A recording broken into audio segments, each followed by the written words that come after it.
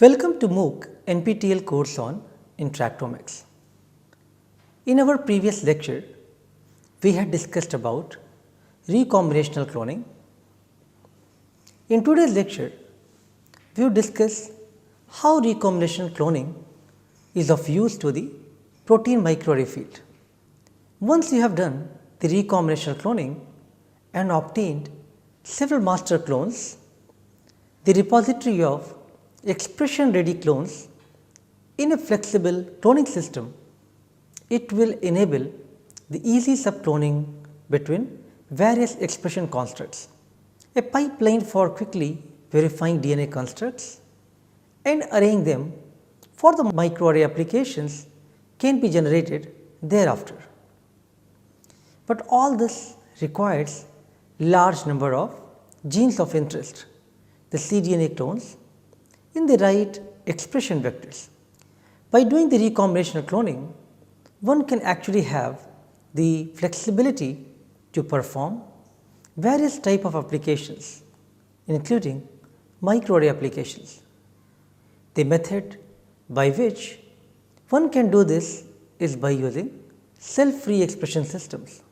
Master clones are important and are required regardless of whether you want to make the protein by cell-based or cell-free method. Since microarray require printing of proteins in a high throughput manner, it is very difficult to purify thousands and thousands of proteins, and especially when you want to preserve their activity and want to perform functional assays to test using these assays. To circumvent these problems, people have started using cell-free protein synthesis method. The cell-free synthesis system makes use of template DNA in the form of plasmids or PCR products for direct in vitro protein synthesis in the presence of a crude cell lysate, which contains all the necessary machinery required for both transcription and translation with essential amino acids, nucleotides, salts and other energy generating factors which are added exogenously. The cell-free synthesis system eliminates the need for protein expression and purification in cell-based system. Various types of DNA templates can be used, such as PCR product or plasmids. The cell-free synthesis lysate contains machinery for transcription and translation. The commonly used cell-free expression systems are E. coli, wheat germ extract and rabbit reticulocyte lysate. Others include those obtained from Xenopus oocyte, hybridomas, insect and mammalian cells. One can use any of these cell-free protein system, but it depends on the application requirements. Let us do a comparison of these three widely used cell-free protein synthesis system: E. coli extract, rabbit reticulocyte lysate and wheat germ extracts. Post-translation modification is not possible by using E. coli extracts, whereas rabbit reticulocyte lysate and wheat germ extracts that are eukaryotic systems can provide the post-translational modifications. The synthesized proteins majorly are incomplete polypeptides in case of E. coli extracts, whereas in rabbit reticulocyte lysate and wheat germ extract it is full length protein. The template source in E. coli is mainly from bacteria. In RRL, it is mainly from animals, especially rabbits, and in WGE or wheat germ extract, it is mainly from the plants. Since we are talking about proteomics applications for the eukaryotic systems, let us talk about eukaryotic cell-free expression systems, wheat germ extract or rabbit reticulocyte lysate, their advantages and disadvantages. Advantages of the system include higher stability. So, the longer lifetime of the cell-free systems, better compatibility with eukaryotic mRNAs and synthesis of eukaryotic proteins. However, there are certain disadvantages such as lower translation rate, lack of sufficient knowledge to construct effective genetic vectors, and the complexity of genetic constructs for the effective protein expression. So, we will discuss the commonly used cell-free expression system in the following animation. The open nature of cell-free expression system provides various benefits such as an adjustable environment to allow the proper protein folding, disulfide bond formation, and addition of labeling agents during the translational process, which enables easy detection of synthesized protein. The commonly used cell-free expression systems include E. coli S30, rabbit reticulocyte lysate or RRL, and wheat germ extract WGE. E. coli S30, this is a commonly used bacterial expression system that is capable of producing protein yields of around 6 mg per ml.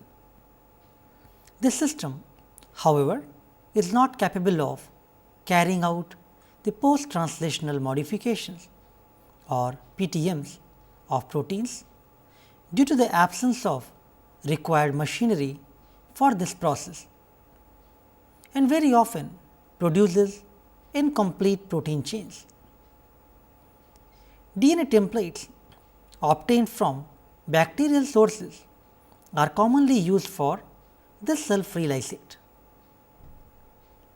Next, we will talk about rabbit reticulocyte lysate or RRL, a mammalian cell-free expression system that also gives protein yield of around 6 mg per ml. This system is more suitable for expression of full-length eukaryotic proteins from plant and animal sources that require proper protein folding and post-translational modifications. Wheat germ extracts or WGE.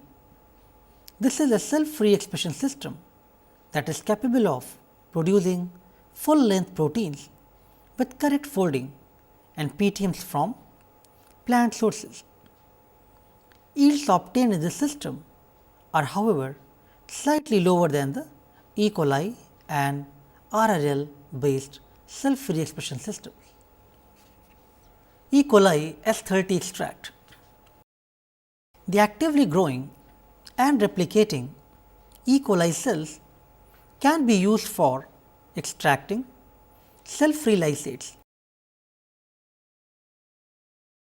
These cells that are in the process of growth and division are constantly producing proteins and other factors required for various cellular processes.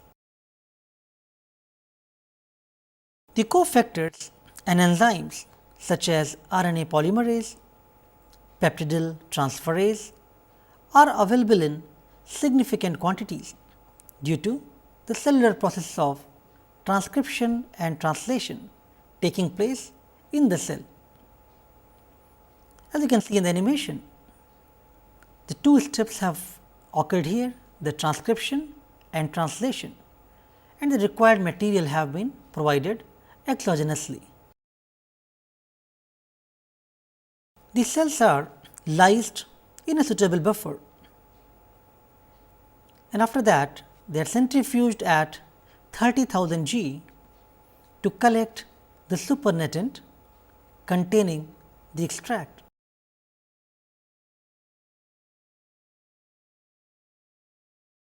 Now, this lysate which is present in the supernatant after the centrifugation step that contains the cell-free extract.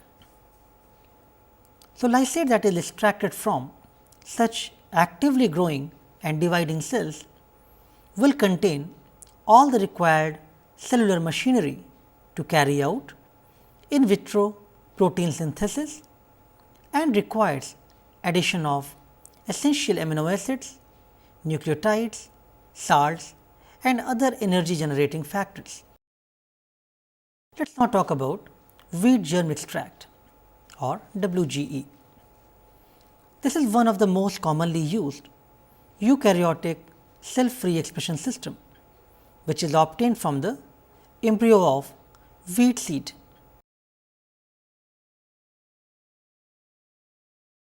The seeds are grinded and then sieved to remove their outer coating fragments.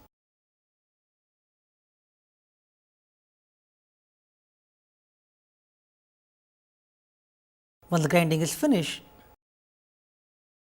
the embryos and other small particles are floated in organic solvents such as cyclohexane.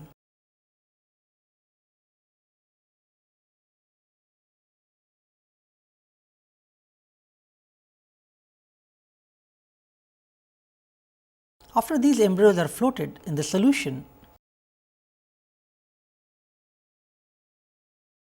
the floating embryos are quickly removed and dried to avoid any damage from the organic solvent. The dried embryos are carefully sorted such that only good embryos without any endosperm coating are selected.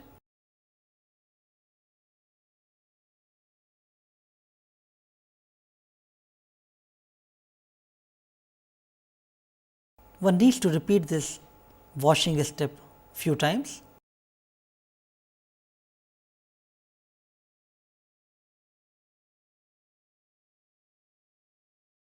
Because the endosperm contains certain inhibitors of protein synthesis which must be removed. The selected embryos are washed thoroughly with cold water, after which they are mixed with extraction buffer and again grinded.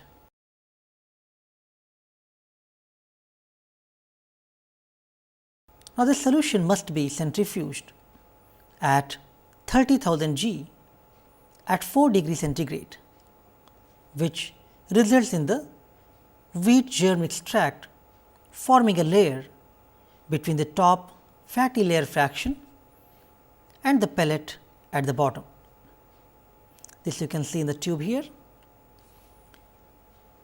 So, this fraction can then be separated and purified by chromatographic methods to remove any components of the extraction buffer. This cell-free lysate is capable of synthesizing full-length eukaryotic proteins, which provides yields of around 4 microgram 4 mg per ml.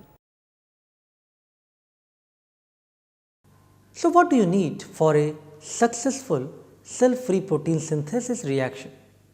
You need certain elements like a DNA template, which may be a plasmid or a PCR fragment, a promoter which could be T7, sp6 or T3, a translation initiation signal, for example, Shine Delgado in case of prokaryotes or Kojak in eukaryotes, a universal DNA sequence for protein initiation and a transcription and translation termination region. All these components are essential for cell-free protein synthesis. The cell-free expression system allows rapid conversion of genetic information directly to the functional protein. It facilitates synthesis of several proteins in a single reaction. So, let me show you an animation for in vitro protein synthesis, which will explain you these concepts very easily. First, the DNA template is thawed and then placed on ice during the preparatory process. For in vitro protein synthesis to take place, The DNA template must contain the gene coding for the protein of interest. In addition to this, there must be a promoter sequence which can initiate the transcription process, a translation initiation sequence for binding of ribosome, as well as a suitable termination sequence to correctly synthesize only the proteins of interest.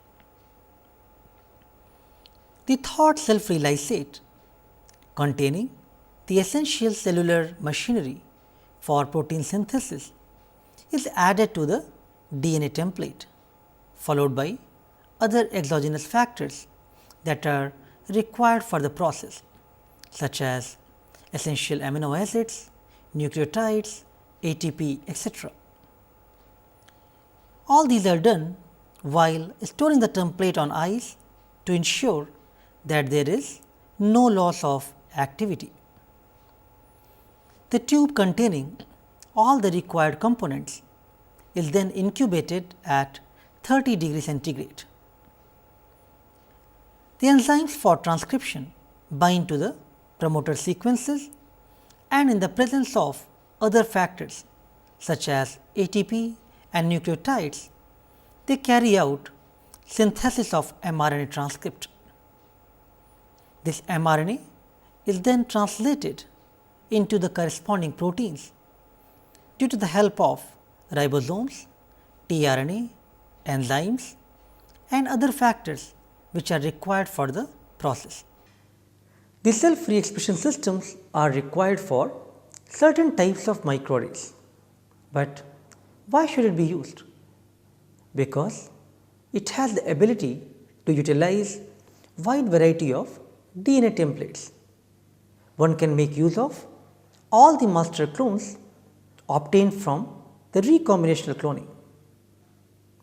Cell-free expression system is a simple, quick and cost effective process. It provides a high throughput production in a very short time and in a single reaction. So, all of these requirements are very useful for high throughput protein production and for the microarray generation.